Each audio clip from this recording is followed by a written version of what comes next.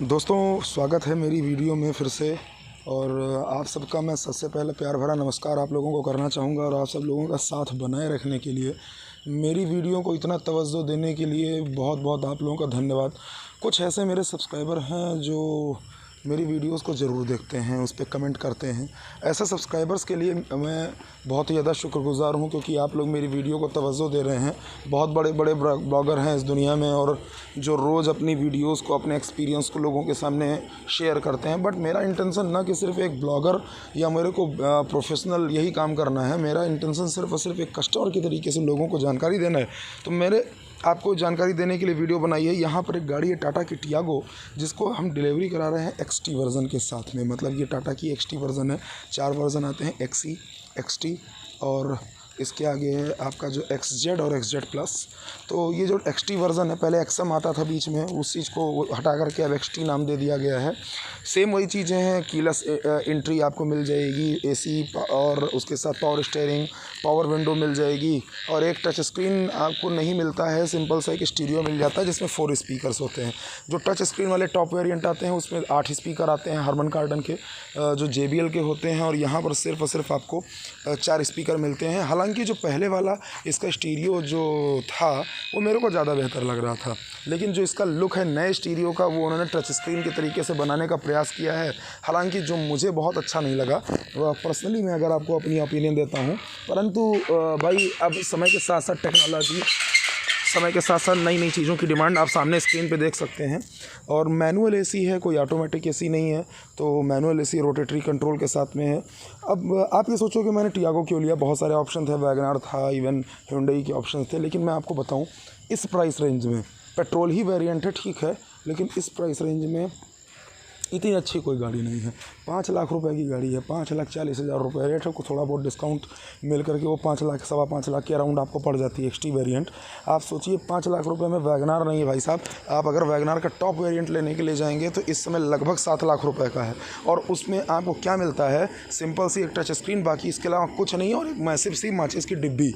यहाँ पे आपको टियागो में इतना स्पेसियस तो नहीं मिलेगा, लेकिन आपको बताऊँ आपके लिए बहुत बढ़िया है। कोई भी आदमी, 6 फुट का आदमी हो, 5 फुट का, मेरी हाइट इवन एग्जैक्टली 6 फुट है, उसके बावजूद भी हम टियागो में बैठ करके आराम से सफ़र करते हैं, ड्राइव करते हैं, कोई प्रॉब्लम नहीं होती। मैं आपको पर्सनली एक चीज़ ये बता देना चाहता हूँ कि आप दूसरों के कहने पे नहीं, अपना स्वयं एक्सपीरियंस करिए। शुरुआत में आपको ऐसा लगेगा, दूसरों की बातों को सुन करके आप इन्फ्लुएंस हो जाएंगे कि आपको दिक्कत होगी, ऐसा होगा। ये जो सामने बंदा बैठा हुआ, इसकी हाइट 5 फुट 9 इंच है, कोई प्रॉब्लम नहीं हो रही है, हम सिंपली चला रहे हैं। तो देखिए, ऐसा कुछ भी नहीं है। मैं आपको एक सबसे बड़ी बात बता देना चाहता हूँ कि ये जो आप माइंड सेट करके बैठे हुए हैं कि ये इससे गाड़ी, छोटी गाड़ी देखने में, ऐसा कुछ नहीं है। वो व्हील बेस के ऊपर डिपेंड करता है कि गाड़ी में स्पेस कितना है। और यहाँ पे जो आपको मैं बता रहा हूँ वो ये है कि आपकी गाड़ी में बिल्कुल भी आपको दिक्कत होने वाली नहीं है किसी भी तरीके से। आपको अगर आप टियागो का टॉप मॉडल ले लेते हैं तो सब कुछ आपको मिल जाएगा। मतलब जो एक लग्जरी फीचर होता है जो आपको वैगनआर में बिल्कुल मिलने वाला नहीं है, वो सारी चीज़ें मिल जाएंगी। हालांकि उन्होंने एक कमी ये कर दिया कि अल्ट्रॉस की तरीके से लुक देने के लिए वही लाइट उन्होंने लगा दिया, प्रोजेक्टर हटा दिया। जो एक कमी है, जिस चीज़ को बिल्कुल टाटा को समझना चाहिए कि जब आप टिगोर में प्रोजेक्टर दे रहे हैं, आपको टियागो में प्रोजेक्टर देना चाहिए। भले आप 10,000 रुपये उसका बढ़ा देते। अब लुक बेसिक बहुत अच्छा है, पुराना लुक है, थोड़ा सा उसमें कुछ आगे ग्रिल चेंज कर दिया है इन्होंने, बाकी सब कुछ वही है। अब हमने तो इसके व्हील कैप यहाँ पे बदलवा लिए, सिंपल इसमें सिल्वर कलर के व्हील कैप आते हैं कि वीडियो आप देखेंगे। स्टीयरिंग माउंटेड ऑडियो कंट्रोल्स भी नहीं है इसमें, आपको नहीं मिलेंगे। हाँ, लेकिन डिजिटल कंसोल आपको मिल जाएगा। मतलब आपको जो इंस्ट्रूमेंट क्लस्टर मिलेगा, स्क्रीन मिलेगी, स्पीडोमीटर मिलेगा, टैकोमीटर मिलेगा, वो सब कुछ आपको डिजिटल मिलेगा। डिस्टेंस टू एमटी भी आपको मिलेगा, यहाँ पे सारी चीज़ें मिलेंगी। लेकिन बस आपको सिंपल सोफिस्टिकेटेड जो होता है वो होता है आपका टच स्क्रीन। टैकोमीटर कोई भी एनालॉग काम यहाँ पे नहीं है। तो इसकी डिलीवरी हो रही है। अब वो बैनर लगा हुआ है तो हमको क्या देना है कि हमने डिलीवरी लिया, हम तो भी एक्सेप्शनल है। और वास्तविकता में आपको मैं बताऊँ कि टाटा के शोरूम्स की हालत ये है, आप डिलीवरी नहीं लिया कर जाओगे ना तो आप 2 घंटे का सोच करके जाओगे। अगर आपने 1 दिन पहले बिलिंग करा दिया है, सब कुछ करा दिया, आप सिर्फ गाड़ी डिलीवरी लेने के लिए जा रहे हो, आपने पेमेंट कर दिया, इंश्योरेंस करा लिया, सारे पेपर वर्क कर दिए, तो आपको 4 घंटे लग जाएंगे। ये प्रॉब्लम जानते हो क्या है? प्रॉब्लम सिर्फ और सिर्फ इसलिए होती है क्योंकि वहाँ के लोगों के बीच में मिसकम्युनिकेशन, और एक सबसे बड़ी चीज़ अंडरस्टैंडिंग होती ही नहीं है। गाड़ी बेचने के नाम पे आप गाड़ी बेच दे रहे हो, प्रोडक्ट आपके बहुत अच्छे हैं, इतने अच्छे प्रोडक्ट हैं, बिल्ड क्वालिटी हो, चाहे मजबूती हो, चाहे माइलेज हो, कुछ भी हो, बेहतरीन है, बहुत ही बढ़िया, राइडिंग परफॉर्मेंस भी बहुत बढ़िया है। लेकिन एक सबसे बड़ी चीज़, स्टाफ का सपोर्ट एक दूसरे को नहीं है, जिसकी वजह से कस्टमर झेलता है। ये आप प्रॉब्लम बहुत अच्छे से मैं आपको बता दे रहा हूँ। सर्विस में भी वही प्रॉब्लम है, सेल्स में भी वो। कुछ जगह ऐसी है जहाँ पे सेल्स की कहानी ये है कि आप जाइए तो आपको भाई, कुछ जगह की, मैं हर जगह की बात नहीं कर रहा, कुछ जगह के स्टाफ मेंबर्स बहुत अच्छे हैं सर्विस में भी और सेल्स में भी, लेकिन कुछ जगह की प्रॉब्लम बहुत ज़्यादा है। मैं जब भी कभी टाटा की गाड़ी लेने गया हूँ, मुझे वास्तविकता में 6 घंटे लग ही गए हैं। मतलब आज तक मेरा रिकॉर्ड 5 घंटे से नीचे का है ही नहीं। मेरे एक भाई साहब भी, उन्होंने नेक्सॉन बुक कराई थी और टियागो की सर्विस को देख करके उन्होंने नेक्सॉन को कैंसिल करा दिया। वो जा करके एस क्रॉस ले लिया उन्होंने मारुति की। हालांकि हमने बहुत रिकमेंड किया, बहुत अच्छी गाड़ी है, सब कुछ है, ये है, लेकिन उन्होंने उस, देखिए हर आदमी इतना टॉलरेशन के साथ में नहीं टॉलरेट कर सकता है कि वो एक ही इशू को बार बार जा करके बताए। गाड़ी लेते समय अभी आप देखेंगे, गाड़ी में हमने फॉग लैम्प आता है, कंपनी फिटेड फॉग लैम्प। मैं आपको अभी इसका वो बॉक्स भी दिखाऊंगा।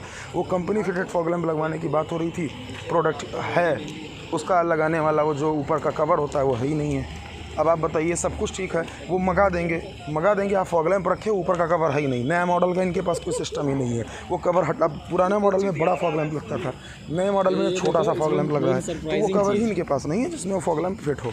चलिए कोई बात नहीं, नॉर्मल सी चीज़ होती है, हो जाती है, लेकिन आपको पता है, इनके लोगों को पता नहीं है। ये जो प्रोडक्ट है ना, ये मेड इन चाइना है, नीचे लिखे रही है। टाटा साहब, कंपनी आप कहते हो मेड इन इंडिया, प्रोडक्ट क्यों चाइना से ले रहे हो भाई साहब?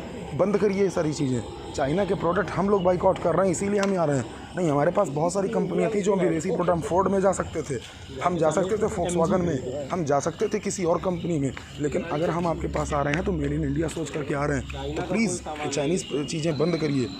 और ये प्रॉब्लम हुई, खैर हमारा फॉग लैम्प कुछ दिन के बाद में लग गया, वो ऑर्डर हुआ आने के बाद में। लेकिन एक जो सबसे बड़ी चीज़ आपको पता है, हम लोग लगभग 12 बजे गए थे शोरूम में, और इस टाइम जिस टाइम मैं ये वीडियो बना रहा हूँ उस टाइम आपका लगभग 5:30 से पौने 6 बजे के आसपास, लगभग मतलब मान के चलिए 5:45 PM हो रहा है। सूरज डूबने वाला है, रोशनी देख सकते हो सूरज की।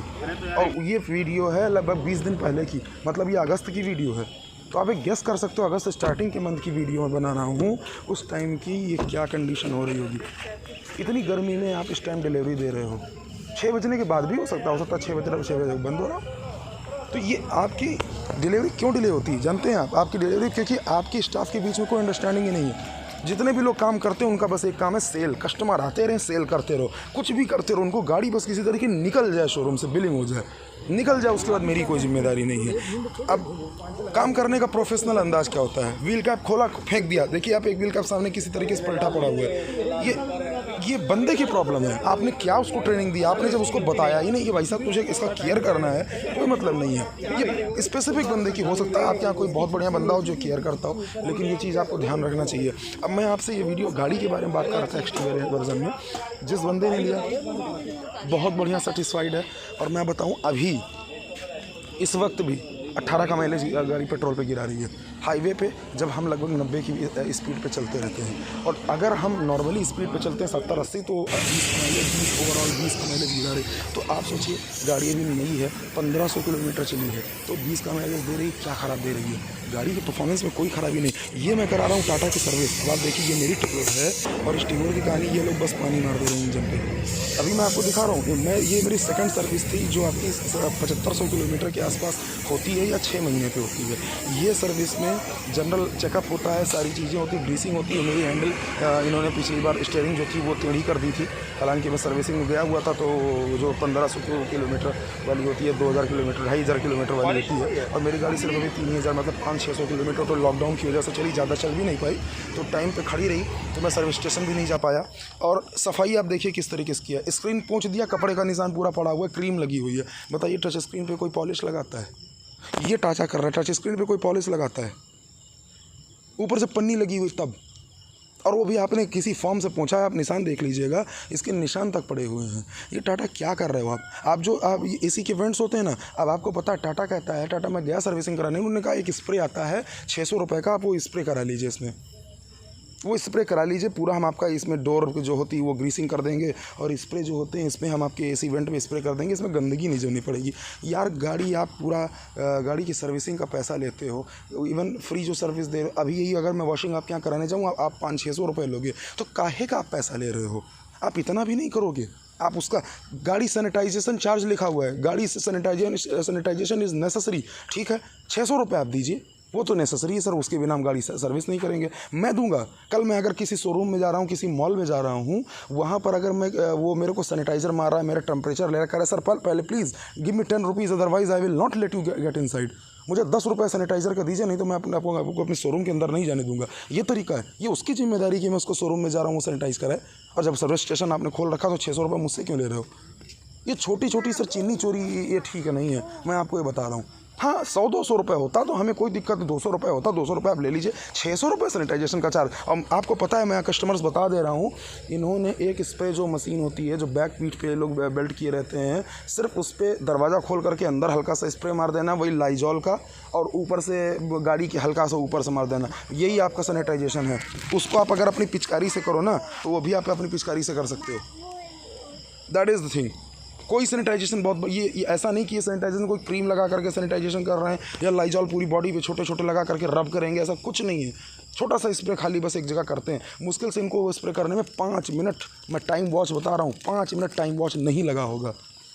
2 मिनट से ज़्यादा, 3 मिनट से ज़्यादा नहीं लगते हैं। दरवाज़ा खोल करके पूरी सीट पे खाली स्प्रे कर देते हैं, स्टीयरिंग पे स्प्रे कर देते हैं, और वही लाइजॉल का स्प्रे होता है, और उसका 600 रुपये आप चार्ज करते हैं और कहते हैं मैं गाड़ी सैनिटाइज़ कर रहा हूँ।